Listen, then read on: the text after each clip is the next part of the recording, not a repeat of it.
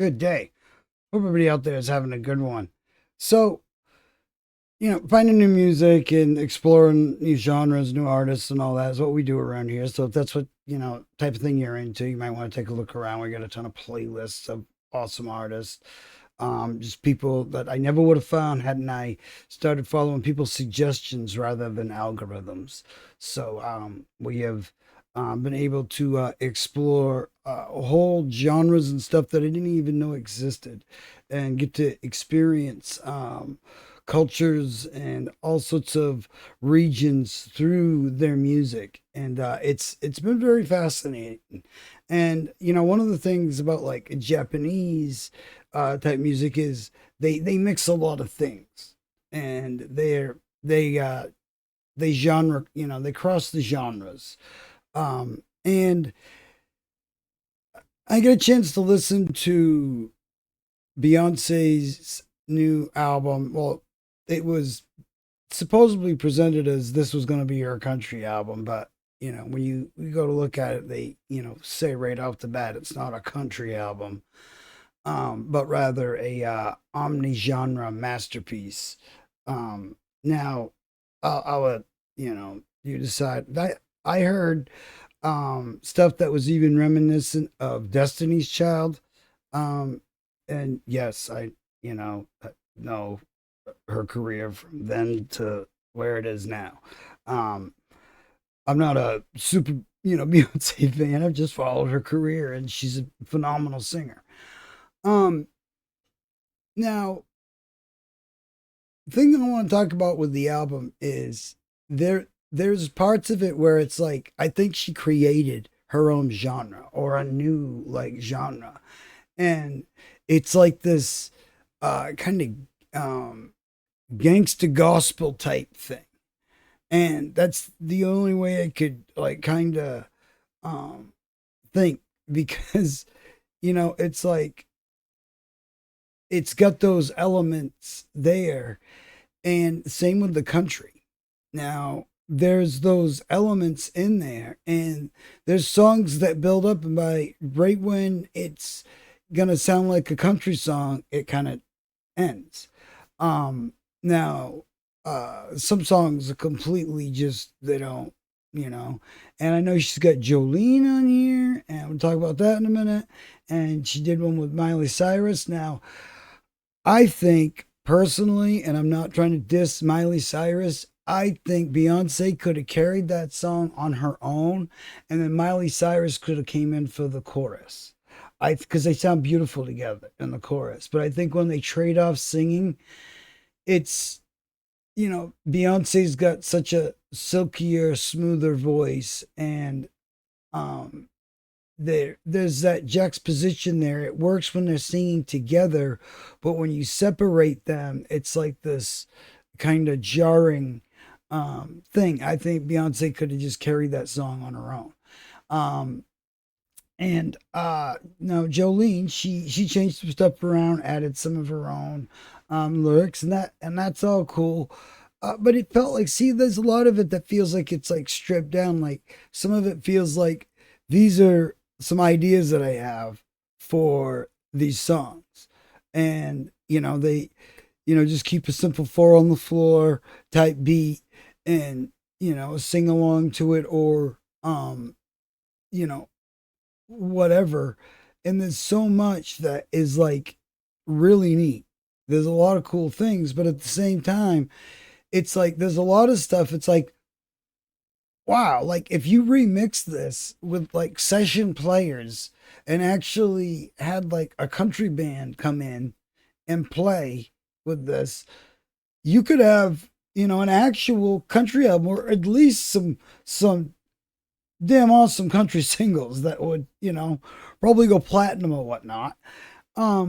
It's like all the makings are there, but I also like how she was doing her own thing. She stuck to, and really kind of it's a different thing for her. It's not like the poppy thing that we're used to, or not, but even though there are areas that remind me of like, wow, this sounds like something like right out of Destiny's Child, like, It had that vibe about it. Um, and there's a lot of things that they kind of feel like they needed a little bit more time to cook. But like I said, it's like all these country and gospel aspects thrown in and twisted with this, you know, she's got this real sass about her and everything in it. And I think, it's going to be something people are going to be talking about because it's something totally, different and outside of her realm. And anybody trying to say, oh, well, it's not a country album. Well, no, they're not, even though it's got the aspects of country, I don't think this will be necessarily in the country section, where Beyonce's basically got her own section anyway, and she's at a point in her career where she could do whatever she damn well pleases. And this is her doing just that. And I think she got really creative and was able to just play with some cool ideas. And also, um, you know, my only, downside to it, like with Jolene, like she did it so beautifully, and she's got, such a, like the one she did with Miley Cyrus and stuff. It's like all those aspects are there, but it's like it seems like they simplified it too much. Where like she's got that power, she's got that vibrato, she can project, and I think she really would kick ass on any country album with any country star because she's got that voice, she could do it. um this was it's like a cool, um somebody doing something different and exploring different genres and taking pieces of these things and putting them together. And you know have you can tell she's just having fun making whatever she wants to do. And I know people like to label things, or everything has to go in a certain box or a certain position, but sometimes there's things they just don't. They just they don't really have a place. You could say, well, yeah, it's a little bit country, but it's a little bit hip hop, but it's a little bit, rap, or it's a little bit, R&B, or it's a little bit, there's so much to be had in there. Um, you know, but at the same time, I personally think there was, times where her talents were seemed or felt kind of wasted. Like, wow, they could have put a little bit more behind this, and it would have been like a number one hit. But they left it really simplified. But hey, that's how she wanted it. That's how it is. Um, unless it isn't how she wanted it. But I don't see that being the case. But yeah, I thought it was something cool to talk about because we don't see very many artists doing things like this over here. We've seen a couple artists, like the singer of Stain. He went to country. Hootie and the Blowfish. He went to country a long time ago, and he's had a great career. And he's got the perfect voice for it. I think he's underrated as a Mr. Hootie there.